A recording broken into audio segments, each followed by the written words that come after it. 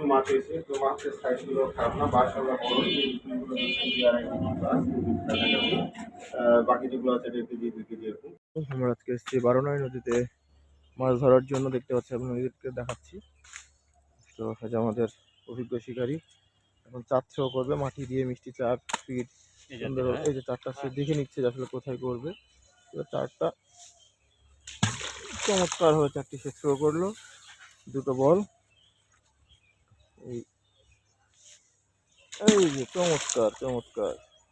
তো ঠিক আছে, এবার আমাদের সরঞ্জামগুলো আপনাদের একটু দেখায়। পাউরুটি, ফিড, ডিম সবগুলো নিয়ে আমরা এসেছি।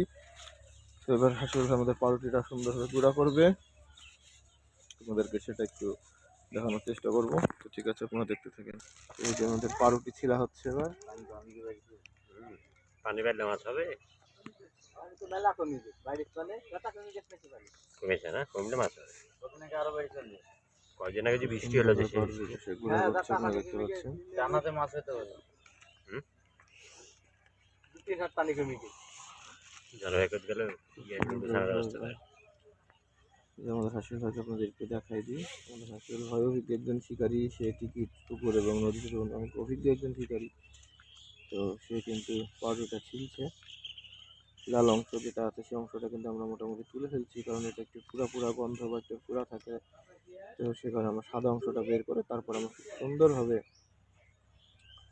এটাকে কিন্তু আমরা ছানবো এবং সেটা কিন্তু খুব সুন্দরভাবে এটাকে টোপ তৈরি করবো। আমরা গোটা ফিড ছিটাচ্ছি এবার, একের পর এক চার্জ করা চলছে। তো দেখা যাক আমাদের আসলে নসিব আল্লাহ কি লিখে রেখেছে, এটাই আমরা দেখতে চাই। আমাদের হাসিল ভাই কিন্তু পাউরুটি গুঁড়া করাতে এসে এখনো ব্যস্ত, তার এখনো পাউরুটি গুঁড়া করা কমপ্লিটই হয়নি। এই লোকটা বয়স হয়ে গেছে, তো আসলে করেন করেন সুন্দর না এই যে পানি, কত পানি নেবেন আপনি?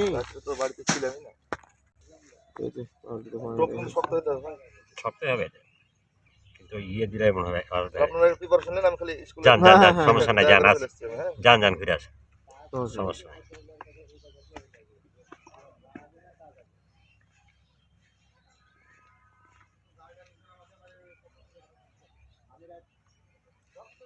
সুন্দরভাবে পাউরুটি মাখানো হচ্ছে।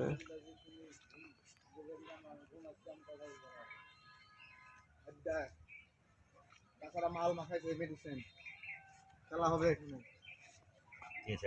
ঘুরে যে আসার সময় কেটে দেখি চলে গেল। আচ্ছা মাছ হয়, ও ডিম দেওয়া খেলেন নাহলে আমার খাবো আর একটু আগে ডুলে নিই।